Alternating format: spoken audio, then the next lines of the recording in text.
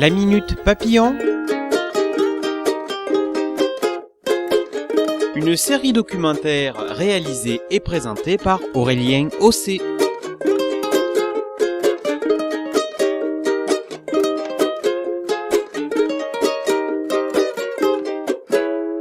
Bonjour, aujourd'hui nous allons parler des migrations chez les papillons.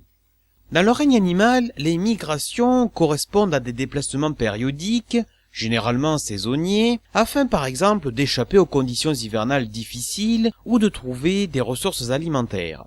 La migration est avant tout une question de survie. Cette stratégie s'est développée et améliorée au fil de l'évolution. Il s'agit le plus souvent de déplacements sur de longues distances, se chiffrant en centaines voire en milliers de kilomètres et impliquant un retour.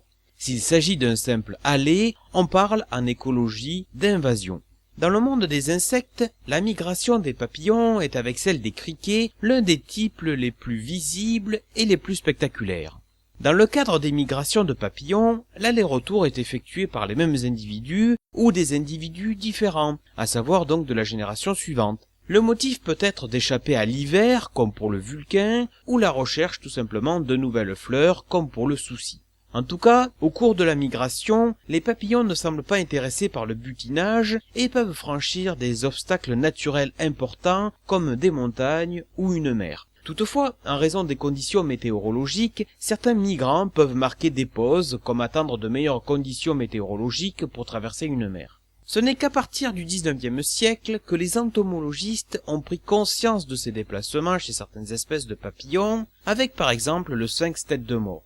Il est aujourd'hui admis, d'après la littérature, que près de 300 espèces de lépidoptères pratiquent la migration, ce qui est très peu comparé aux 200 000 espèces existantes répertoriées. Les migrations observées sont plus ou moins importantes, sont annuelles ou occasionnelles et se font sur de grandes distances ou non. Dans le domaine des migrations de papillons, outre-Atlantique, le papillon monarque est devenu un emblème environnemental très fort avec sa grande migration annuelle entre le Mexique et le Canada. Mais les migrations de papillons s'observent sur tous les continents, dont en Europe.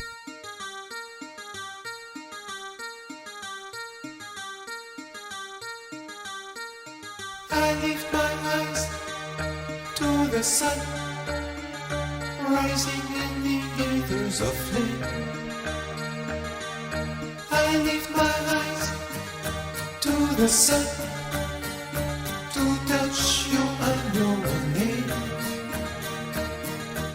En Europe, des espèces de papillons comme le vulcain, exemple type du papillon migrateur, mais également la belle dame ou encore le sphinx tête de mort, effectuent des migrations de plusieurs milliers de kilomètres chaque année au printemps, remontant d'Afrique ou d'Europe du Sud vers le nord, n'hésitant pas à traverser la mer Méditerranée. Certaines années, suivant les conditions météorologiques, les individus peuvent même aller jusqu'au cercle polaire en Scandinavie ou en Islande. Il s'avère que plusieurs vagues de migration vers le nord peuvent éventuellement être observées jusqu'au début de l'été. En France, il faut savoir que deux principales voies de migration des papillons se distinguent. La voie occidentale, c'est-à-dire la façade atlantique et les côtes de la Manche, et la voie orientale par la vallée du Rhône. Des milliers, voire des millions de vulcains peuvent ainsi par exemple survoler une région en quelques jours suivant ces voies.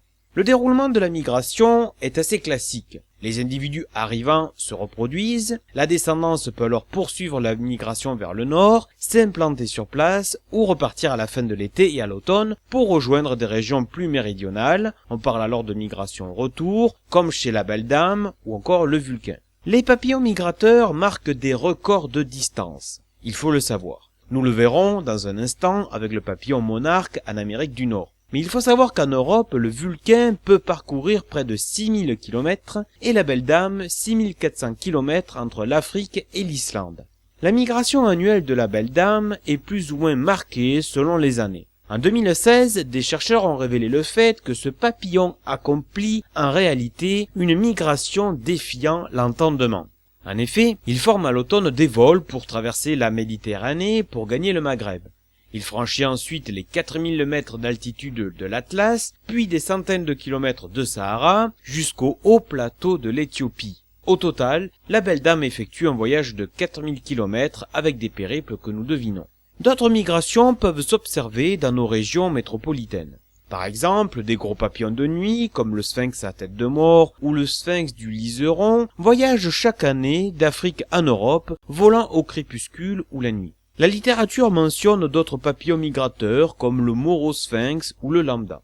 L'écaille chinée est aussi une espèce reconnue migratrice en Europe. Elle se retrouve au cœur d'un phénomène très particulier en Grèce, au centre de l'île de Rhodes. Là, des milliers d'individus se rassemblent chaque année dans la vallée dite des papillons pour y faire une pause estivale. Ce vallon abrite en fait des papillons attirés de juin à septembre par le doux parfum des feuilles d'alibouffier et le site ombragé, chaud et humide.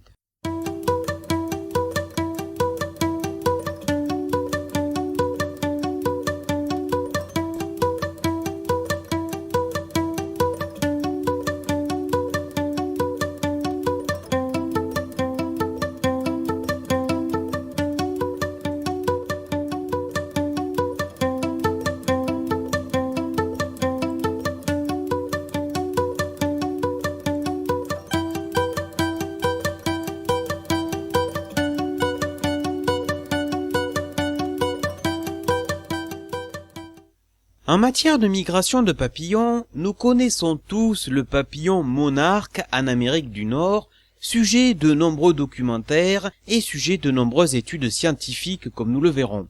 Une mention particulière doit lui être réservée. Le papillon monarque appartient à la famille des Nymphalidae.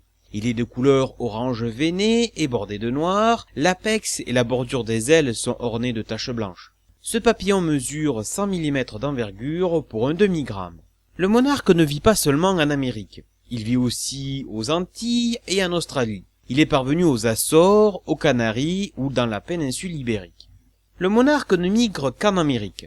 En Irlande, en Angleterre et sur la côte ouest de la France, c'est un migrateur occasionnel et il commencerait à migrer en Australie dans les environs de Sydney pour passer l'hiver. En Amérique, les monarques d'Amérique du Nord hivernent sur des sites très localisés, en Californie pour les populations de l'ouest des montagnes rocheuses et au centre du Mexique pour celles de l'est. Cette migration entre le Canada et le Mexique fascine.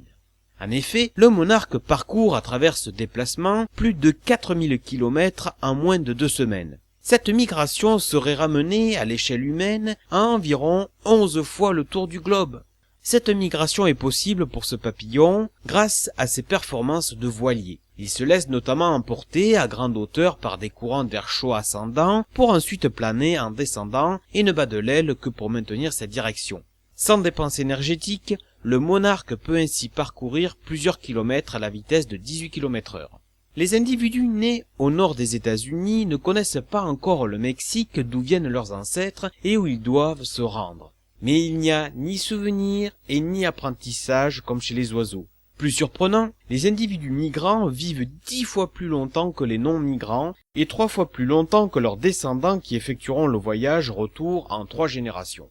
La migration du monarque commence un jour de septembre en fonction de l'inclinaison du soleil. Les papillons suivent le 56e méridien sud pour aller au Mexique. Ils entreprennent, en une seule génération, une grande migration du nord des États-Unis et du sud du Canada vers le centre du Mexique, à savoir l'État du Michoacán. La migration du monarque est tellement importante qu'elle est repérable par les images satellites utilisées par les météorologues. Au cours de sa migration, le monarque est confronté à des dangers de toutes sortes. Des grandes étendues d'eau, des orages, des vents défavorables, les pesticides, la déforestation ou des prédateurs comme simplement des araignées. La région d'hivernage du papillon monarque se situe donc dans l'état du Michoacán et ne dépasse pas les 100 km². C'est une région couverte de forêts de sapins oyamel et se compose d'une vingtaine de sites. Les conifères offrent un abri idéal, à savoir une protection contre les vents, une humidité relative élevée et puis surtout un perchoir confortable dans un secteur où les risques de gel sont quasi nuls. Ainsi, les papillons sont présents en nombre si important qu'on ne peut parfois même plus distinguer la moindre parcelle d'écorce où ils se reposent.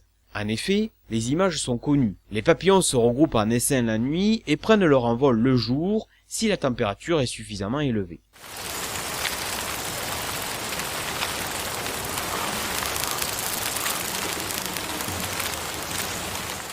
Après cette plongée au cœur d'un essaim de papillons monarques, il faut savoir que la reproduction de ce papillon a lieu donc au Mexique, dans cet état du Michoacán, au mois de mars. Les descendants prennent ensuite la route pour le nord, suivant le 60e méridien nord, recherchant l'asclépiade, cette plante nourricière des chenilles. Le retour vers le Canada suit donc les poussées des asclépiades, essentielles pour la reproduction et le développement. Ainsi, contrairement à la migration allée du Canada vers l'état du Michoacán, cette migration retour s'étend sur 3 générations du papillon. Elle s'effectue par étapes et dure beaucoup plus lentement puisqu'un individu parcourt ici en moyenne 80 à 120 km par jour. Ce sont les individus de 3e génération qui arrivent au Canada. Que ce soit à l'aller ou au retour, les vols du papillon monarque rassemblent des milliers, voire des millions d'individus. Par exemple, la littérature fait état d'un record pour l'année 1996, plus d'1 milliard d'individus auraient migré. Le monarque n'est pas à l'abri d'une mauvaise météo, et suivant cette dernière, une tempête peut pousser les vols de monarques sur les côtes occidentales de l'Europe, du Portugal à l'Irlande. De même, le monarque n'est pas à l'abri d'une violente tempête de neige comme au printemps 2016. Les photos étaient surprenantes. Des tapis de papillons gelés recouvraient le sol, tandis que d'autres monarques s'accumulaient en grappes dans les branches des arbres. Les rapports faisaient état de températures de moins 12 degrés, de vents de 80 km/h et d'une couche de neige de plus de 30 cm. Plus d'1,5 million d'individus auraient succombé à la brutale vague de froid, mais ces pertes ne représentaient que 3% de l'effectif total à ce moment-là.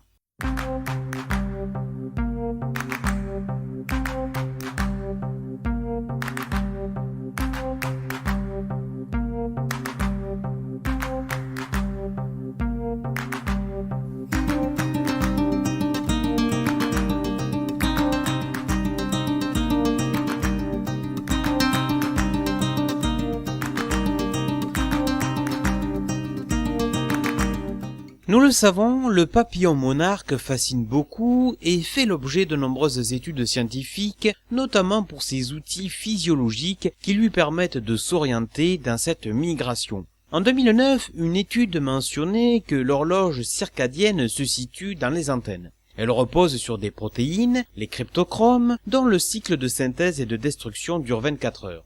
En 2011, une autre étude révélait le fait qu'il possède comme un système GPS qui se déploie au niveau des yeux, des antennes et du cerveau. En fait, ce système combine comme une boussole neurologique à une horloge circadienne de manière à ce que le papillon maintienne le cap, quelle que soit la météo et surtout l'heure. Ce système se compose des omatidis, ces récepteurs sensibles à la lumière situés dans les yeux. Hauteur du soleil à l'horizon et gradients spectraux sont ainsi identifiés.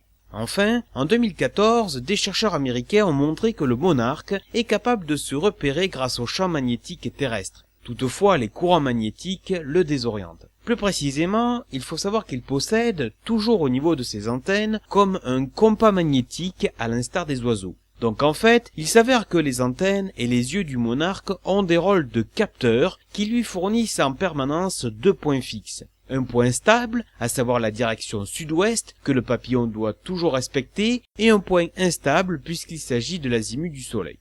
Les chercheurs ont ainsi pu mettre en évidence que l'horloge interne du papillon est réglée sur la cadence des signaux électriques transmis par les neurones, cadence qui est maximale quand le soleil est au zénith. C'est ainsi que le monarque sait en permanence quel est le moment de la journée. Malgré toutes ces études complémentaires, tout n'a pas encore été découvert sur le papillon monarque. En effet, nous le constatons, le papillon sait de manière innée où il va et où il doit se poser dans cette migration. Ceci reposerait sur la génétique. Les chercheurs ont mis en évidence le fait qu'une quarantaine de gènes s'expriment différemment dans le cerveau d'un monarque migrant par rapport à un papillon non migrant. Précisément, en 2014, des chercheurs ont pu démontrer qu'un gène se démarque notamment, à savoir celui lié au collagène, essentiel pour les muscles et donc pour l'activité de vol. Ce gène est moins actif chez les migrateurs. Plutôt que de rendre les muscles plus gros, il renforce leur efficacité. Le papillon peut voler plus loin et surtout plus longtemps.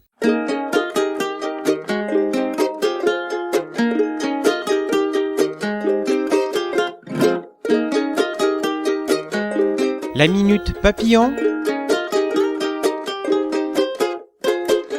une série documentaire réalisée et présentée par Aurélien Ossé.